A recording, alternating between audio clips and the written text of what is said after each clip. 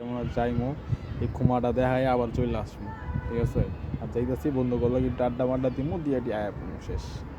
আর এখন যে পরিমাণ রোদ উঠছে আমি মানে যামু কি যাবো না এখানে এখনো মানে ভাবতেছি যে কী করা যাবে, যামু কি যাবো না থাইয়া যাবো, এরকম একটা দুটানার ভিতরে আছি। যাই হোক, বেশি দূর না আমার কলেজ, ওই দেখা যায় ওই জায়গা থেকে ওই সামনে বিল্ডিংটা, ওই কমলা কালার দেখা যায় না মোবাইলে, কিন্তু আমি দেখতে পারতেছি আমার কলেজটা দেখা যাইতেছে। আর যাই হোক, যাই, আর ওই জায়গায় গিয়ে কী কী করি সবই আপনাদেরকে দেখাবো। আল্লাহ হাফিজ।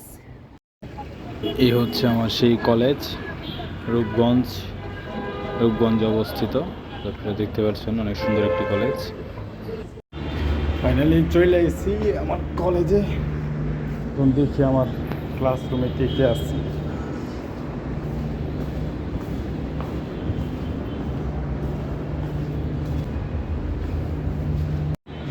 ফাইনালি সবার আগে আমি পড়ছি, আর কেউ এটা আমি দেখি না।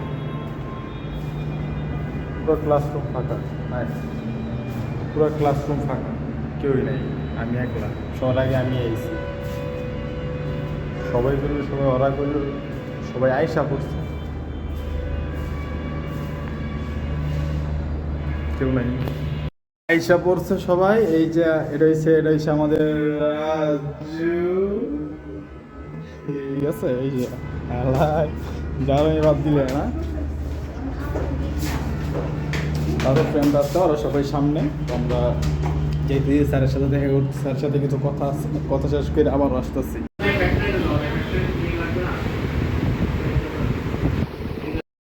এ হচ্ছে আমাদের টেক্সটাইলের জায়গায় সিলে করার জন্য। আর ওই যে আমার ফ্যান সাইকেলের জায়গায় বসে আছে, আমরা একটু কাজ করছে লেখালেখির এই জায়গায় আর কি, মানে ই করে আর কি, ওই যে সেলাই মেশিনের কাজ শেখানো হয় আর কি, মানে প্র্যাকটিক্যালভাবে। আর এই জায়গায় একটা পুতুল রাখা আছে এই স্যাম্পল হিসাবে, মানে দেখানোর জন্য শিক্ষার্থীদের।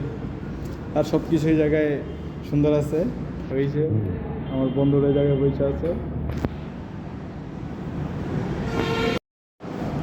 আর এই জায়গা থেকে মানে চরম লেভেলের একটা ভিউ দেখা যায়, দেখেন। এই জায়গা থেকে বাইরে এলি ও অস্থির।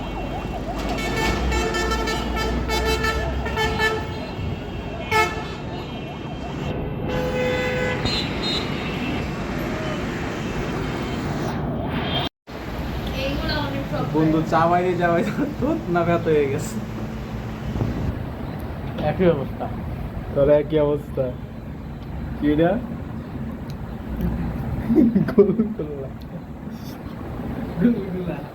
জন্ম দিছি সবার গোলগোল্লা দেয়, যে তোমার সিঙ্গারা দেয়।